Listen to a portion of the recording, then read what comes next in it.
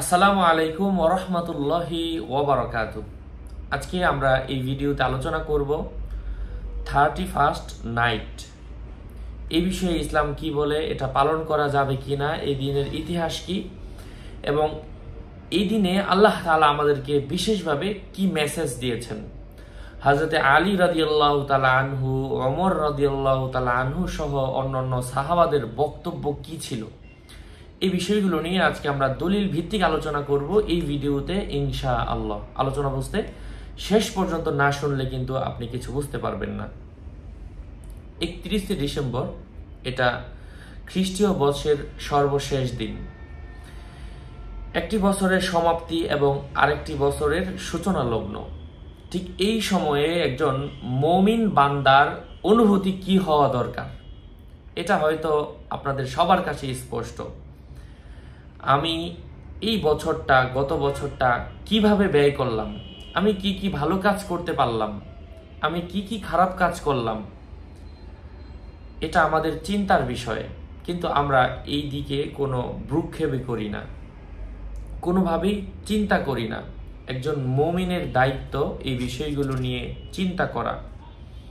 এবং 365 দিন আমি কিভাবে নষ্ট করে ফেললাম, এ বিষয়ে আল্লাহ তাআলার এক খাস বান্দা, আল্লাহ তাআলার এক ওলি, তাকে জিজ্ঞাসা করা হয়েছিল জুনায়েদ বাগদাদি রাহিমাহুল্লাহ তাআলাকে, আপনি এত বড় ওলি কিভাবে হলেন? তো জুনায়েদ বাগদাদি রাহিমাহুল্লাহ তাআলা তিনি বলেন, 30 বছর যাবত আমি প্রত্যেক দিন কি ভালো কাজ করি এবং কি খারাপ কাজ করি প্রত্যেক দিন আমি লিপিবদ্ধ করি খাতার মধ্যে। এই জন্য আজকে তোমরা আমাকে জুনায়েদ বাগদাদি হিসাবে চিনো। আমি এত বড় আল্লাহর ওলি হতে পেরেছি। অর্থাৎ আমার ভালো কাজের হিসাব নিকাশ আমার হিসাব আমাকে করতে হবে।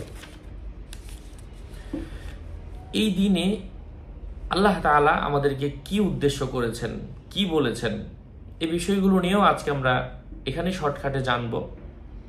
তবে আল্লাহ তাআলা যে আমাদেরকে এই দুনিয়াতে পাঠিয়েছেন, কেন পাঠিয়েছেন? আল্লাহ তাআলা বলছেন, ওয়ামা খলাকতুল জিন্না ওয়াল ইনসা ইল্লা লিয়াবুদুন। সূরাতুজ জারিয়াত এর মধ্যে এসেছে, আমি মানব এবং জিনকে সৃষ্টি করেছি আমার একটাই উদ্দেশ্য, বান্দারা আমার ইবাদত করবে। তো আল্লাহ তাআলার ইবাদত করতে হবে। আমার জীবন থেকে একটা বছর চলে গেল, আমি আমার ভুলগুলো শুধরাতে পারলাম না, ভালো কাজ করতে পারলাম না, কি ভালো করলাম কি খারাপ করলাম এর কোনো হিসাব নিকাশ করলাম না, আল্লাহর ইবাদতের দিকে মনোযোগী হলাম না, তাহলে তো আমি এই আয়াতের বাহিরে চলে যাচ্ছি, আল্লাহর ইবাদতের বাহিরে চলে যাচ্ছি। এই জন্য প্রকৃতপক্ষে মুমিন হতে চাইলে আপনাকে অবশ্যই হিসাব করতে হবে যে আমি কি করলাম, আমি কিভাবে এই দিনটা আনন্দের সাথে উদযাপন করি। এটা তো একজন মুমিনের জন্য কষ্টের দিন যে আমার জীবন থেকে একটা বছর অতিবাহিত হয়ে গেল, আমি কতটুকু ভালো কাজ করতে পারলাম, মানুষের কতটুকু উপকার করতে পারলাম। এ বিষয়ে বুদ্ধিমানের পরিচয় দেয়া হয়েছে হাদিসের মধ্যে, আল কাইয়িসু মান দানা নাফসাহু ওয়া আমিলা লিমা বাদাল মাউত। যার টাকা আছে, যার ধন সম্পদ আছে, যার বিশাল বাড়িঘর আছে, সেই কিন্তু ধনী না।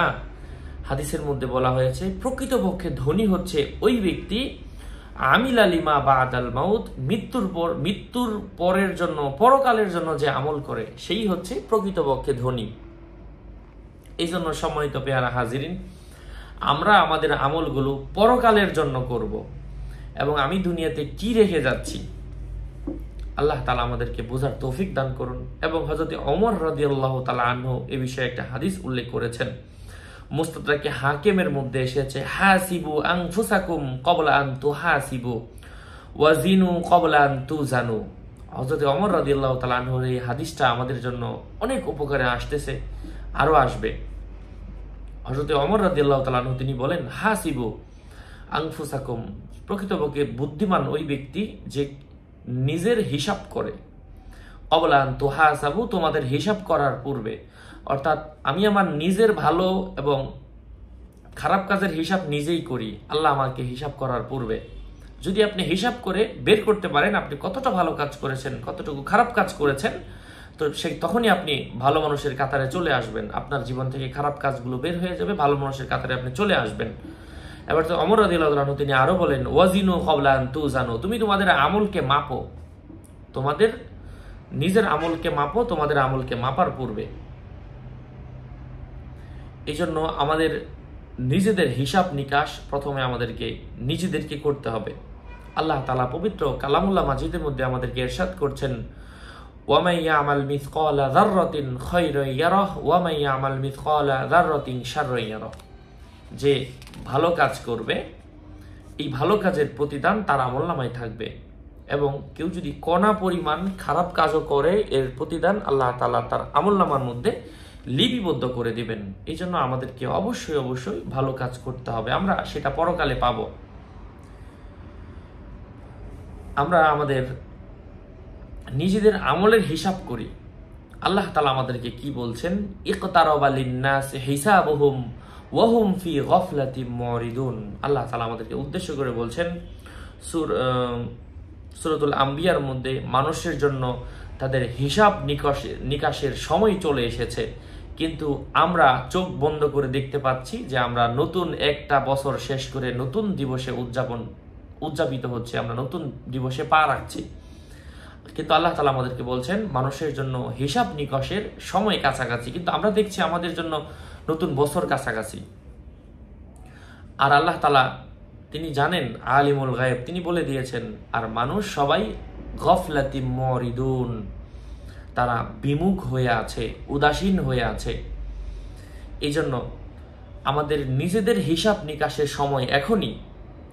আমরা আমাদের বয়স 60 বছর 70 বছর, 60 বছর 70 বছর আখিরাতের তুলনায় একটা দিন 1 সেকেন্ডের সমানও না। এই জন্য সব কিছুর হিসাব আমাদেরকে আল্লাহ তাআলার কাছে দিতে হবে। আমরা ওই কবরের কথা স্মরণ করব, যে কবর আমাদেরকে ডাকছে, আনা বাইতুল ওয়াহদা, আনা বাইতুদ দুধ, আনা বাইতুল গরবা, আনা বাইতুত তুরাব, আমি মাটির ঘর, আমি পোকামাকড়ের ঘর, আমি একাকিত্ব থাকার ঘর। আমরা এই দিন উদযাপন করার আগে একটা বারের জন্য হলেও ভাববো যে আমি কি করছি, আমাকে নিজেকে সংশোধন হতে হবে, আমার আল্লাহ আমাকে কি দিক নির্দেশনা দিয়েছেন। 12টা 1 মিনিটে কোনো নারী পুরুষ 31st নাইট উদযাপনের জন্য কোনো জায়গায় পার্টি করতে পারে না।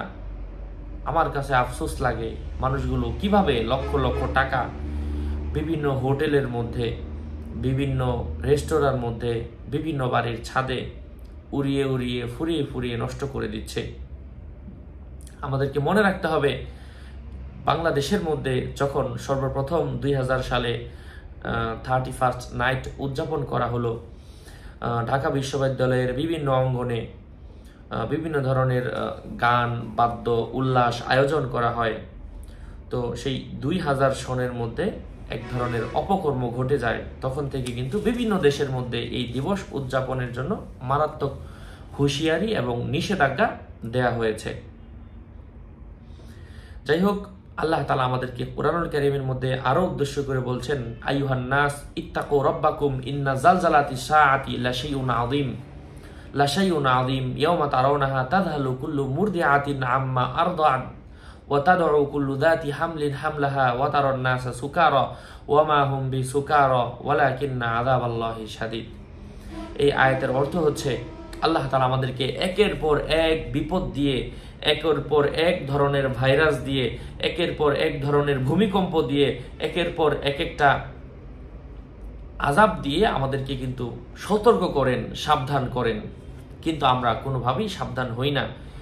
এই তো কত শত বছর আগে, কয়েক বছর আগে আপনারা সবাই শুনেছেন, ইন্দোনেশিয়াতে সমুদ্রতলে ভূমিকম্প হয়েছিল। 1.5 মিনিটের ঝাঁকুনিতে লক্ষ লক্ষ আল্লাহ তাআলার বান্দার ইন্তেকাল হয়ে যায়। ঠিক আমাদের দেশেও কিন্তু করোনা ভাইরাস আসলো, কত মানুষের ইন্তেকাল হয়ে গেল, মৃত্যু হয়ে গেল, আমরা তার মধ্য থেকে বেঁচে আছি।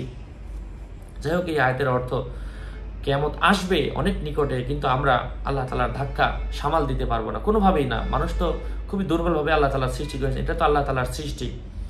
ওই দিনের অবস্থা এত ভয়াবহ হবে, এত মারাত্মক হবে, প্রত্যেকটা গর্ভধারিণী মা ভুলে যাবে তার পেটে সে কি গর্ভধারণ করেছে। এই বিষয়টা আলোচনা অনেক লম্বা। আল্লাহ তাআলার সামনে আমরা দাঁড়িয়ে কি জবাব দিব, এই যে এখানেও মোটামুটি বিভিন্ন জায়গায় শব্দ হচ্ছে। আল্লাহ রাসূল সাল্লাল্লাহু আলাইহি ওয়াসাল্লামের সর্বশেষ হাদিসটা বলে আমি শেষ করতে চাচ্ছি, মান তাশাব্বাহা বিকওমিন ফাহুয়া মিনহুম, যে ব্যক্তি কোনো কওমের সাদৃশ্য গ্রহণ করে সে তাদের দলভুক্ত হয়ে যায়। এটা আবু দাউদ শরীফের মধ্যে এসেছে। এই জন্য কোনো মুসলমান, আপনি কি চান আপনার মৃত্যুটা নাপাক অবস্থায় হোক, আপনার মৃত্যুটা খারাপ লোকদের সাদৃশ্য থাকা অবস্থায় হোক? আল্লাহ তাআলা আমাদেরকে হেফাজত করেন। আপনি 31st নাইট উদযাপন করছিলেন, তো এই 31st নাইটের কারণে ওই সময় যদি আপনার মৃত্যু আসে, ওই সময় কেউ মদ্যপান করছে, ওই সময় কেউ জিনার মধ্যে, কেউ ব্যভিচারের মধ্যে, কেউ অশ্লীলতার মধ্যে লিপ্ত, ওই সময় যদি আপনার মৃত্যু চলে আসে, কার মৃত্যু কখন আসে কেউই বলতে পারে না। এই জন্য আমাদেরকে অবশ্যই মৃত্যুর জন্য প্রস্তুতি গ্রহণ করতে হবে এবং এই সমস্ত কুসংস্কৃতি, অপসংস্কৃতি আমাদেরকে বর্জন করতে হবে। তাছাড়া আমরা সবাই জানি এই যে ফানুসগুলো উড়ে গিয়ে বিভিন্ন জায়গায় শব্দের কারণে বিভিন্ন মানুষের ঘুম হয় না, বিভিন্ন স্ট্রোকের রোগীদের ঘুম হয় না। তাছাড়া আরও বিভিন্ন জায়গায় ফানুসের আগুনগুলো অন্য জায়গায় ছড়িয়ে গিয়ে ছিটে গিয়ে বিভিন্ন বাড়ি ঘরে, বিভিন্ন গোডাউনে আগুন লেগে যায়। আল্লাহ তাআলা আমাদেরকে হেফাজত করেন। আরও আপডেট পেতে আমাদের সাথেই থাকবেন।